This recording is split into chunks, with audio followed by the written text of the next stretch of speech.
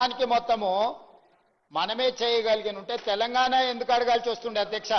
ఆంధ్ర వాళ్ళు ముఖ్యమంత్రులు ఉన్నారు కాబట్టి తెలంగాణకు అన్యాయం చేస్తున్నారు కాబట్టి తెలంగాణ రాష్ట్రం కావాలి. ఇట్లా ఉంటే ఇంకా దశాబ్దాల కొద్ది వాయిదాలు పడుతుంది.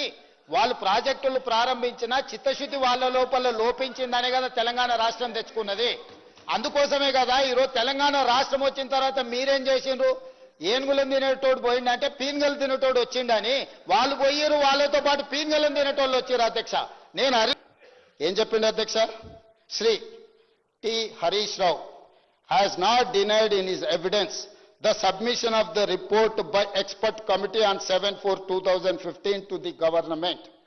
కమిషన్ హరీష్ రావు గారిని ఎగ్జామిన్ చేసి ప్రశ్నించినప్పుడు ఈ ఎక్స్పర్ట్ కమిటీ రిపోర్ట్ మీద మాట్లాడినప్పుడు ఏమన్నాడు అధ్యక్ష? హరీష్ రావు గారు కూడా వినాలి, అదేవిధంగా రామారావు గారు కూడా వినాలి. మీ బావగారు లోపల ఏం చెప్పొచ్చారో ఇక్కడ ఉన్నది.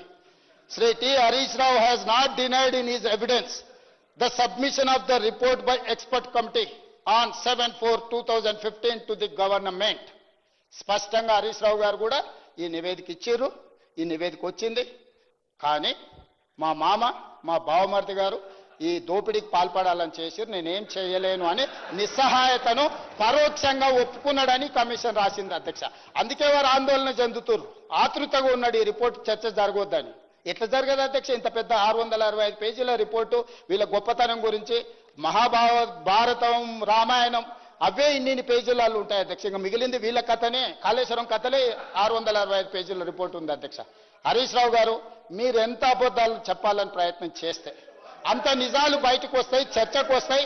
దయచేసి సింపుల్ పదాలలో ఏ విధమైన విచారణ ముందుకు వెళ్తే బాగుంటుందో అన్ని రకాల అభిప్రాయాలు తీసుకున్న తర్వాతనే ఘోష్ కమిషన్ ఒక రిపోర్ట్ ఇచ్చింది. దీని మీద ఏ రకమైన విచారణకు వెళ్దామో మీరు సూచన చేస్తే బాగుంటుందని నా విజ్ఞప్తి చేస్తున్నా.